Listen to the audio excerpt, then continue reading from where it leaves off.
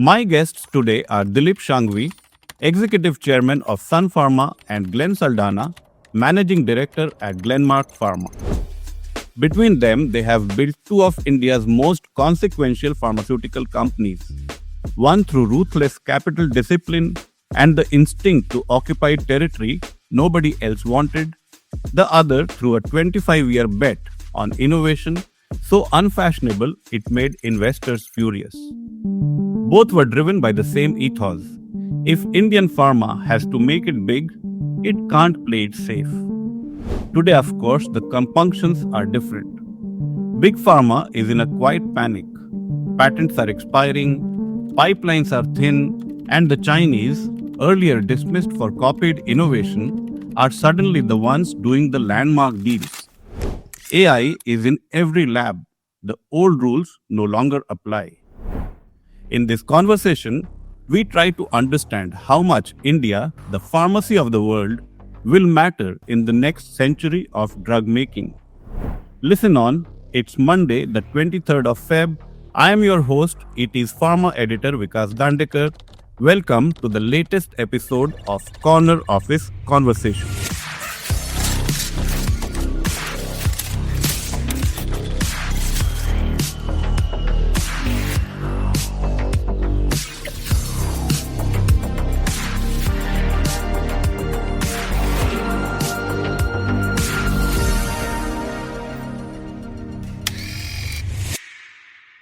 Mr. Shanghvi sir, you started, with just two products. You mentioned two representatives, one of which was you. And because no one was doing neurology, you were doing it. At that time, did you really think that it will become so big, 45 billion market cap, close to 60,000 crore in revenues? No, I don't think we.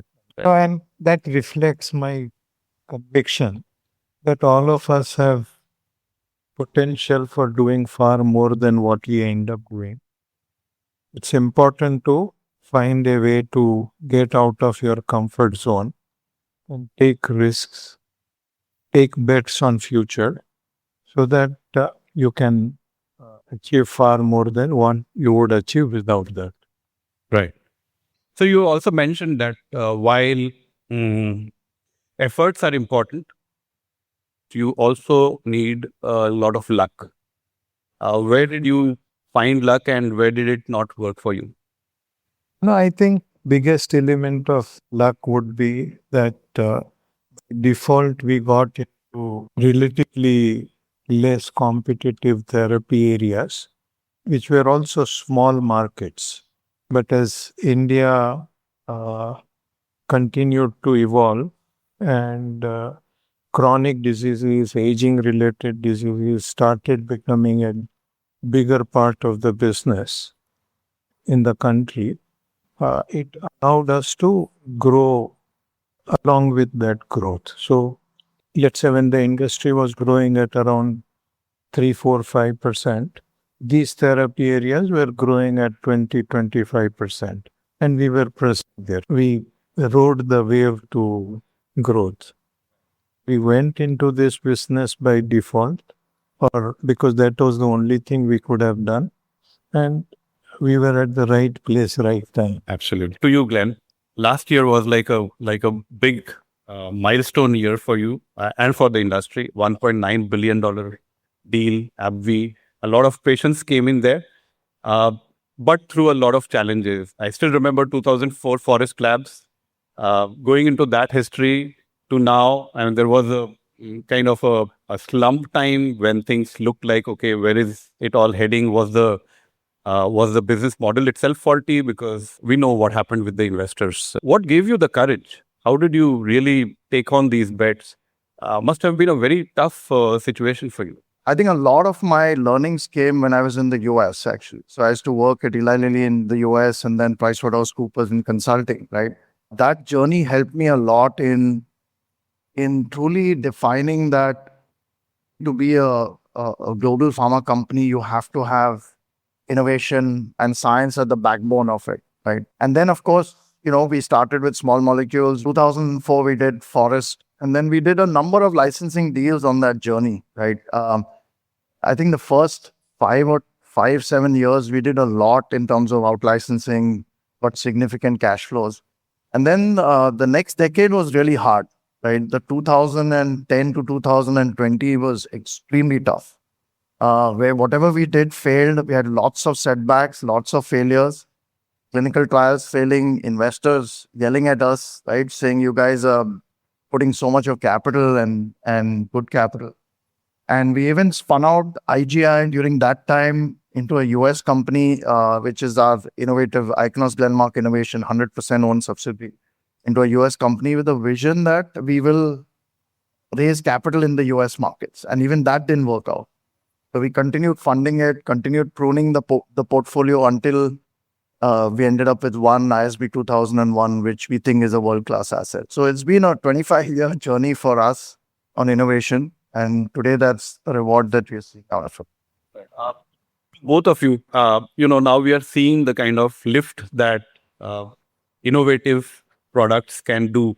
So you mentioned that, you spend hundreds of millions of dollars on one product, you get a major jump in your revenues versus $2 to $3 million that you do for each ANDA. It also grows, but it doesn't change the game. Going forward, sir, do you think that composition will change dramatically? You're already 20% of your revenues coming from innovative products. That question will also be to Glenn. So where do you start?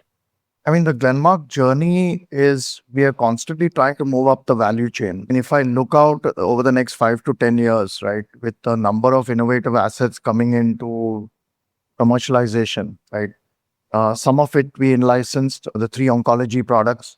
And then, of course, ISB 2001, we still hold all the emerging market rights for it. So that will be a commercial launch for us in all India and all emerging markets. And then on the back of that, we have several other assets that we are working on. So I think the next 5 to 10 years will be a very rich period in terms of innovation for Glenmark, in terms of commercialization. So far, all our efforts, the last 25 years of mine have been in the discovery end and the clinical end, right? Now we are actually moving up into more, late phase development and commercialization. So that's the next wave of how the next 5 to 10 years will work for us for the company. I share the excitement which Glenn has about future. Our focus is to find a way to grow our innovative product pipeline from, let's say, 20% of business to becoming a bigger part of the company as we move forward. And when I look at both what we are doing within the company, development of GLP also based on phase 2A study, that initial indication on non-blinded data we have, I think it's a differentiated GLP. So very excited about how the composition of business will continue to evolve with a greater part of future growth also coming from innovative products. That landscape has been changing quite a lot. I mean, once we hear about twice a month injection, the next time we hear it's probably a month, once 4 weeks. And so obesity market is like blowing in a big way. I was hearing a discussion a couple of weeks ago. Somebody spoke about Eli Lilly being $1 trillion company. Before the next $1 trillion comes from another company, probably Lilly will be in the next $1 trillion. So it will become a $2 trillion company. So it's like really changing the game in a big way. Environment is actually gearing up for a big change in innovation. We saw the FM budget also mentioning a lot about biosimilars, a lot about 1,000 clinical trial sites which will be accredited. We had the Honorable DOP Secretary also speak about a bunch of things. Do you think this is going to be a new start? And we also saw a lot of industry discussions happening. So where do we go from here? No, I think clearly we see regulatory changes which should overcome many of the historical hurdles by which, let's say, relatively low number of clinical trials were being done in India. Because we have a large patient pool and skilled manpower to conduct clinical studies. And I think it will also create a scientific capability within the within the country so that we can leverage that. Also, I think the PRIP scheme, the desire to improve the innovation component of business for Indian pharma. I'm quite excited about the future, which is going to be different from our past. The one element which is critical is to also look at talent, right, very closely and see how we can bring back people of Indian origin, to come and set up companies here, more startups. That's a critical element which will further catapult the innovative aspects in the country. I mean, it's great that the government is playing a much more dominant role today, right? With the budget, the PRIP scheme, RDI, many other schemes, ANRF, lots of good activities happening. We have a lot of catch up though with the rest of the world, right? Because obviously US and China are so far ahead, right?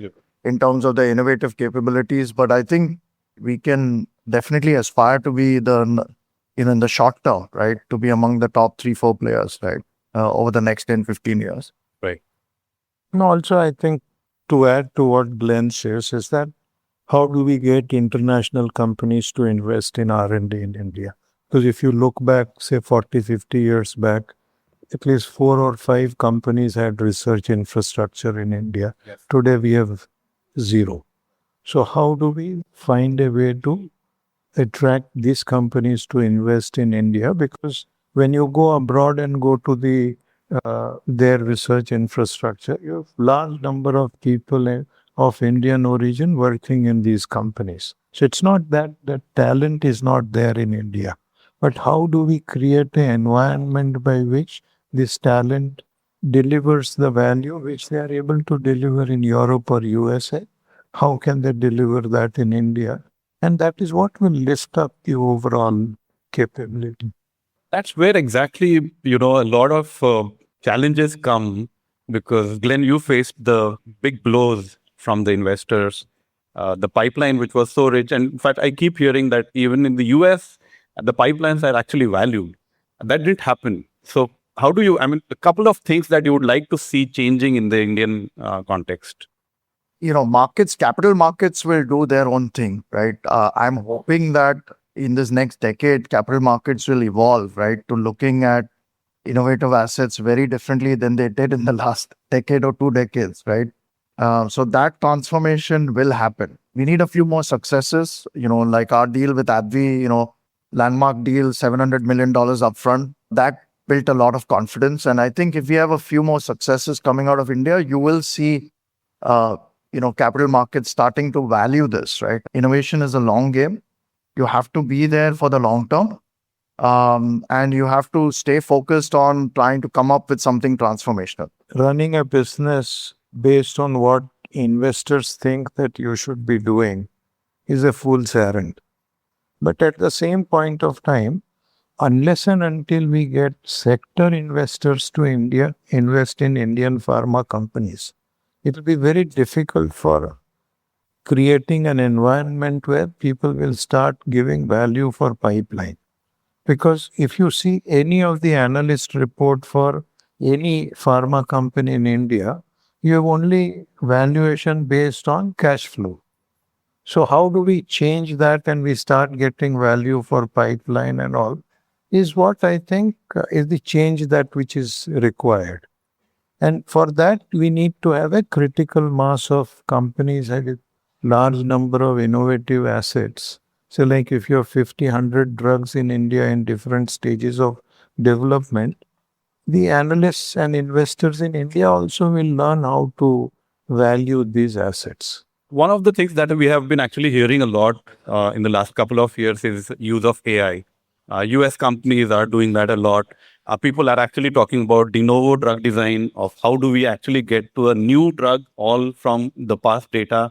Your thoughts, do you want to apply those latest tools? What would be the best ways to take your research pipeline to the next level? The key issue is how can we accelerate the development? Because when your competitors are using AI to bring a product to market faster, then if you're late, it will not help. I think a great opportunity is to ultimately solve for problems which current drugs cannot solve so that patients can benefit. I think AI will play an important role going forward. I would say in the short term in the small molecule space, right? Small molecule discovery. And I think biologics, it'll take a little longer, but it'll play an important role in the whole research cycle, right? Whether it's clinical trials, whether it is in molecular modeling, drug design, various aspects, right, of the whole research process. It'll still take much more time for the biologic side, but I think small molecules, it can play an important role.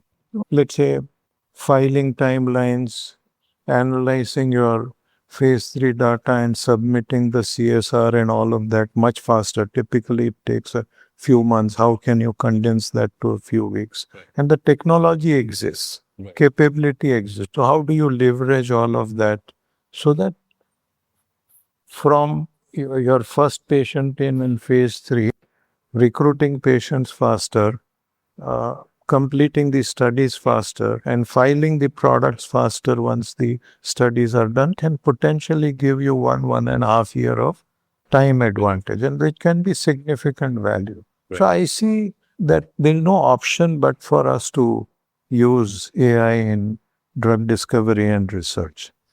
Right. So a question on the global, research landscape. We just saw like a European company seeing a change at leadership. Somebody commented that, boardrooms are brutal, killing fields.